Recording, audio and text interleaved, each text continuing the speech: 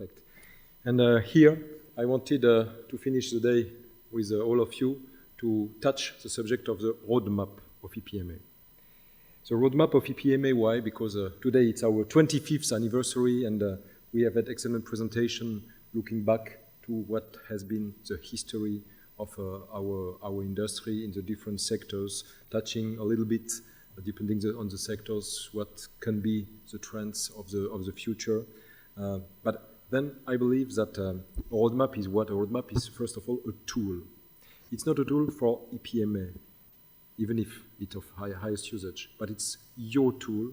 It's your tool to be able to promote, to explain, to emphasize what we do bring to the world, what we do bring to the industry, what we do bring to the customers, and what we have brought, what is the degree of maturity of such or such technology, and where we think we could head up in the future with this technology and processes.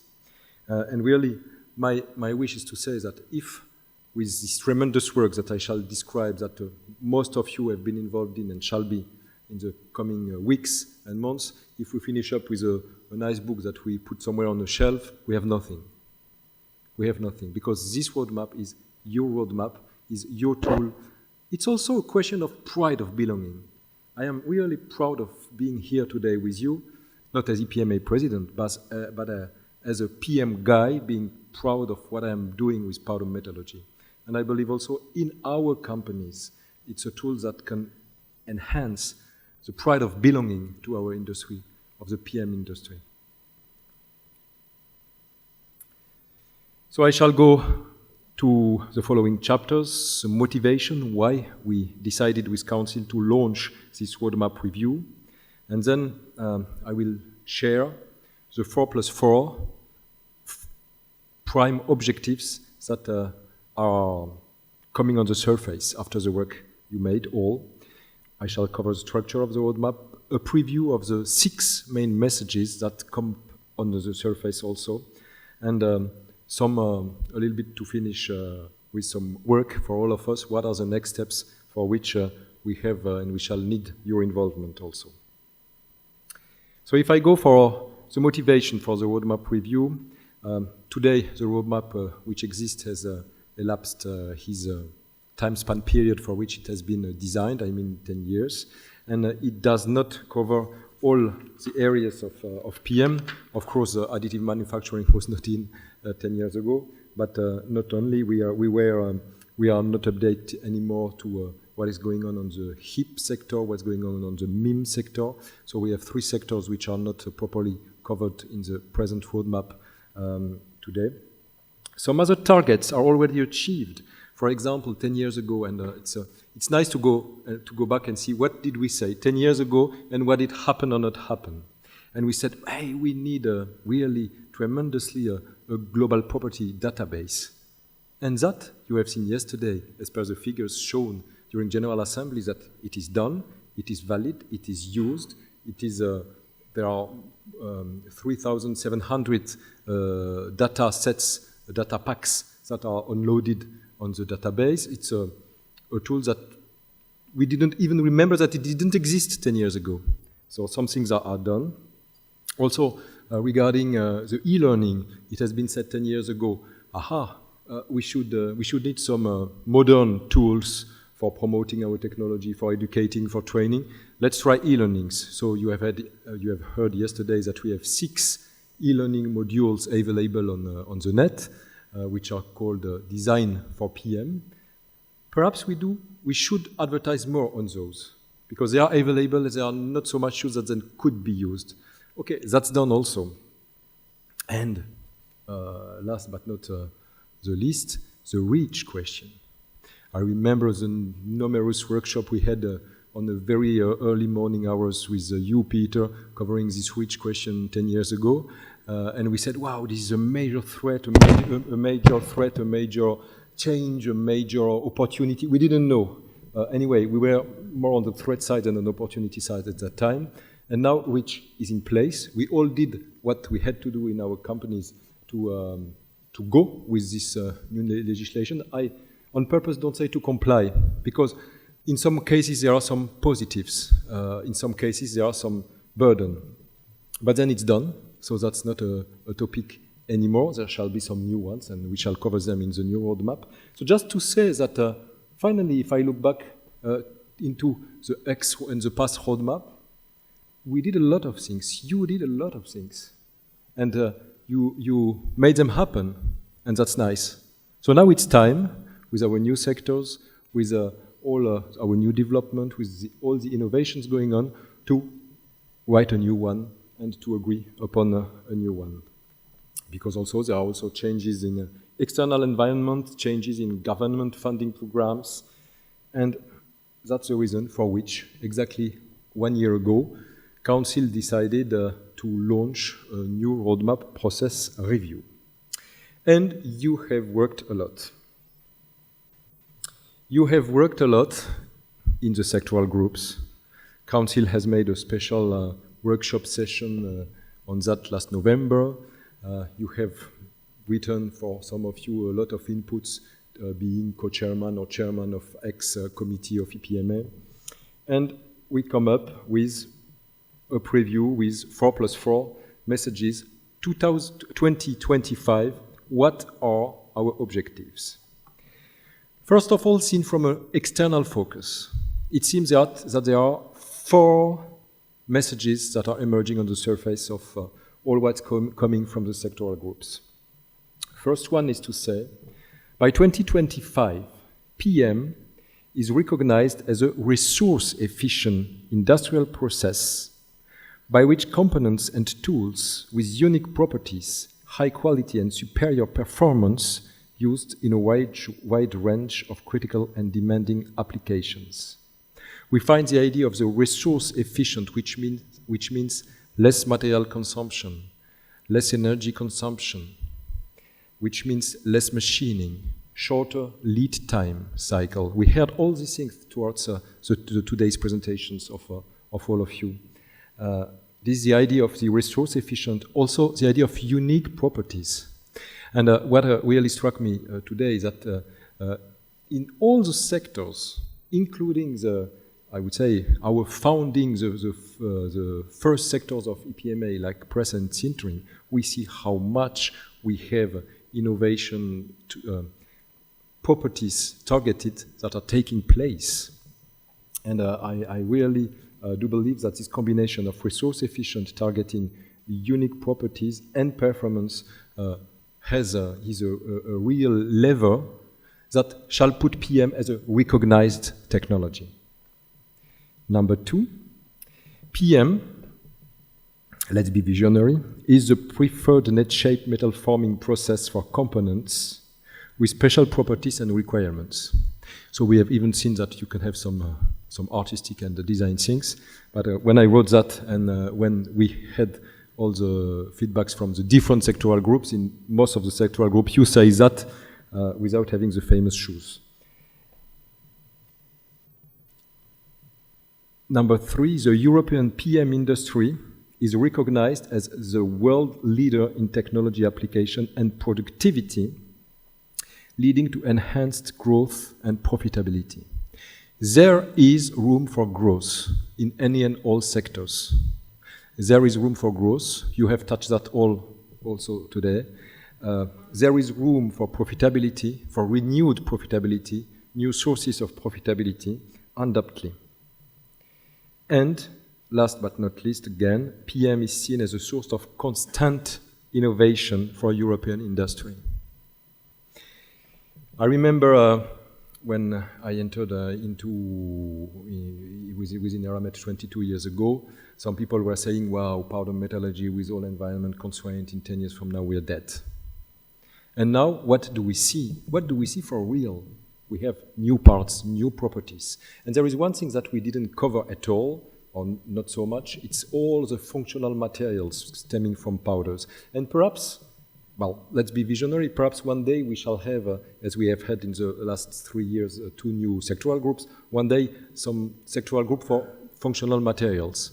I'm thinking of what's going on all the functional material based on PM using rare earth, for example, permanent magnets, iron-boron neodymium permanent magnets stemming from powder metallurgy, where China is highly dominant, but still where you have a lot of research and patents going on into Europe. I am also thinking of some functional materials which are called magnetocaloric powders, for which you can have special properties playing on the Curie temperature.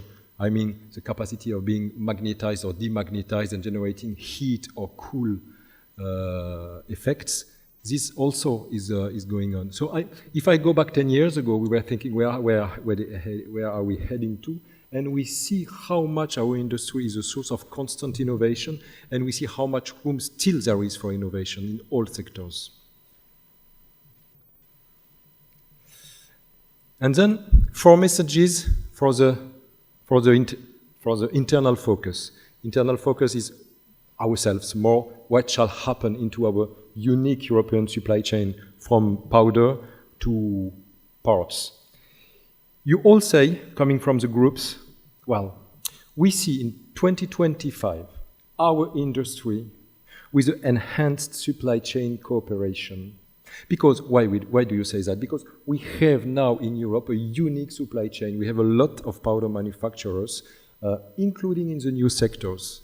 We have specific equipment and machinery manufacturers, parts designers, parts manufacturers, and end users, and supply chains covers everything. So you ask for more cooperation within this supply chain and optimization with this supply chain, leading to partnership, key partnership with end users, enabling the development of a more responsive industry. I often say it's not the big one who shall catch the small ones, it's the rapid one who shall catch the slow ones. And I believe in the future, speed to the market, time to market, responsiveness is one key element for the success of our industry in general and PM industry in particular. Flexible production and processes enable reduced time to market and thus reduced costs. The integration of PM parts into more complex assemblies enables industry to focus on more value-added, customized products. More value-added and customized products. We have seen some example today of this kind of evolution, this kind of innovation trends, and this idea is also stemming from all sectoral groups. And finally, the staff of PM companies, our staff, is more knowledgeable, more technically proficient, better trained, leading to greater job satisfaction and productivity. It's both seen from an individual perspective, where our people, they like that we take care of their own education, their own skill progress. At the same time, it goes with a seen from what is the benefit from a company in doing that is a better pride of belonging of anybody, a greater commitment into the job every day. And you have all said how much you need our industry to be helped in organizing training sessions, educational courses, short events, long events, and all these kind of events from EPMA, of course, but also from academia, also through conferences, also through all these kind of events that are a tool to better educate, better train our people in the industry. And you do see that as a major challenge for 2025. The structure of the roadmap is, we shall not make a full revamping of it. It is based on the original successful format, because the format has been really appreciated, modified. Of course, it shall be a little bit longer because we have to cover new material, new sectors, new processes. Same audience, as I said in the beginning, to promote and to lobby outside our industry, but also inside and for ourselves, pride of belonging, and helping to explain in our close proximity who we are and where we head to. It shall cover the scope, technology and the products, a market overview, future challenges and opportunities of the PM industry, innovation areas, and that's it. Then we shall go to 6 recommendations that are also coming up on the surface when we do analyze all the work of the different groups and subgroups and individuals. Number 1 is what? Number 1 is regarding end users. Providing end user support and information is vital, in particular in new applications, as well as in the development of new standards. We often say that we need more and more end users being in, but then we go to say, provide end user information. A lot of things is going on. And the roadmap in itself is a way to promote and shall be a way to promote. And I hope that EPMA shall be asked to duplicate and replicate all the printings that we shall do, so much it shall be a useful tool. It shall contain a list of priority innovation areas. Why priority innovation? Priority is important because we have seen a lot of possible innovations. And then I believe it's important to let a little bit the mayonnaise, as we say in French, going down. And from that mayonnaise going down, saying those are the main innovation areas. With new products, novel processes, and novel material technologies. Training and education, message number 3, at level of the company is crucial. Lack of skilled personnel avoided by proactive awareness and recruitment initiatives. Recommendation number 5 regards SME, small and medium enterprise, as per the EU definition. SME niche producers in some sectors will need improved support mechanism in order for them as SME to have access to some information, to pre-digest it, as Cesar said this morning regarding REACH, for example. Well, I quote you, we were very happy to have this pre-digestion from EPMA to understand what was going on. And especially this is vital for SME. And last recommendation is the PM industry contributes to sustainable development. This is clear, and this is a message we have to pass on, because we are cost, we are lean, we are green, we are resource efficient, as I said, time to market, less machining, and the high level of European standards we comply to, because intrinsically, per se, PM is a green, a lean, a low energy consumption technology. So those are the 6 recommendations coming up from the surface. So where are we in this revision process? We are in number 5.5. I mean, we have decided to go. Number 5 is initial version is developed. We are on the edge of having finished that. And then we shall start to circulate the first new draft, for which sectoral groups, individuals of EPMA, companies, members shall be asked to make comments, to make reviews around the pre-messages that shall be put in perfect English that I explained before, and of course the description of the different sectoral groups covering market, process techniques, and with a good degree of detail, but understandable by everybody, I would say. The idea is to give the preview of the main message in Salzburg after this first draft circulation, to circulate a second draft, and to finish as per our initial forecast end of this year, to be published in January 2015 as per our initial plans. So I'm very happy, and I really would like to thank you all who have participated, contributed, and also to tell you that the story is not finished. Now you will have some papers to review. It's sometimes, it needs some concentration, some hours there and there, but really I do believe that through that we shall get a perfect tool for the promotion of our industry and our PM world.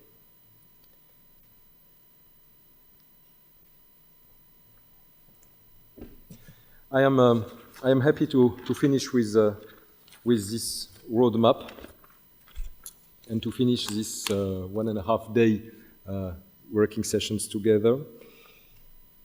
And I'm happy to finish with something that plops us into the future, because this gives us, I believe, the vitality and the dynamism our industry needs, our innovation needs, our productivity program needs for the future and for the success of our industry. And I would like, again, to thank you all of you for being able to come, for having attended these presentations all over this 1.5 day.